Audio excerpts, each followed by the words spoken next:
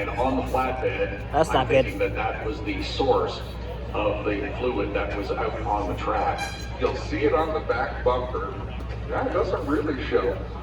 The front bumper was kind of glistening though. Yeah, and that's the curious one. I'm looking right across the racetrack. One of my favorite qualifiers, I even mentioned his name earlier, Kerry Hicks. He used to be the best at telling me what people are going to run, who's going to run it. Most often it was him.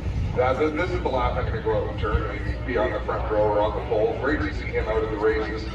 Miss him tremendously as a competitor.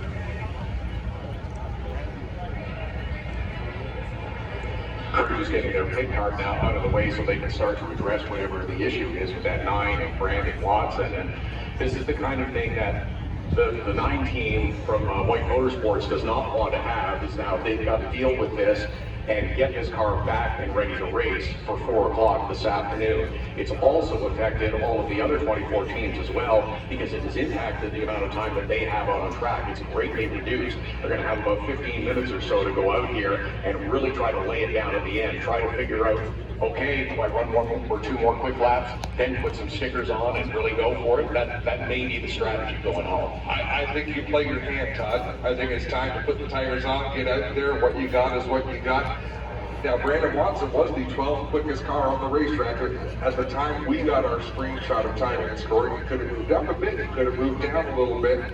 But I believe no matter what, they'll have to start at the back if they have to change the engine in that 9 machine. So we'll keep everyone apprised of what's going on when we start our pace laps later on. Safety vehicles out on the racetrack coming up to speed, having a quick look at what is out there.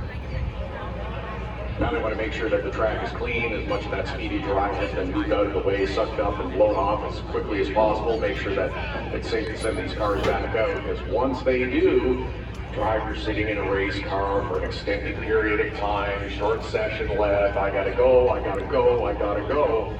And I expect that is going to be what we're going to see. Now, if your strategy is, I'm putting the stickers on, I'm going to get the best lap, do you take the chance of waiting until some of the drivers have gone ahead of you? It's like, okay, I know everybody's going to go, so I'm going to do the opposite. I'm going to stay back and wait until some drivers have run a lap or 2, and maybe I'm even going to drop a name, Todd. Yeah. Alex Tagliani, driver the number 18. I'll bet you he will sit on pit road. I'll also bet you Gary Clute and Kevin Lacroix will come out on the racetrack and they will turn the slowest lap they have ever driven around the streets of Toronto. They want no traffic. They will let 20 cars stack up behind them. And when it's time for them to launch and get their quick lap, they will around turn 10. That's when they'll get on the throttle. It's time to go. That's what I expect to see, is a super slow parade lap followed by very fast speed. And I'm wrong so often. So if you're 3rd, 4th, or 5th in line, how impatient are you going to be, and are you going to try to sneak your way around one of those 2 cars?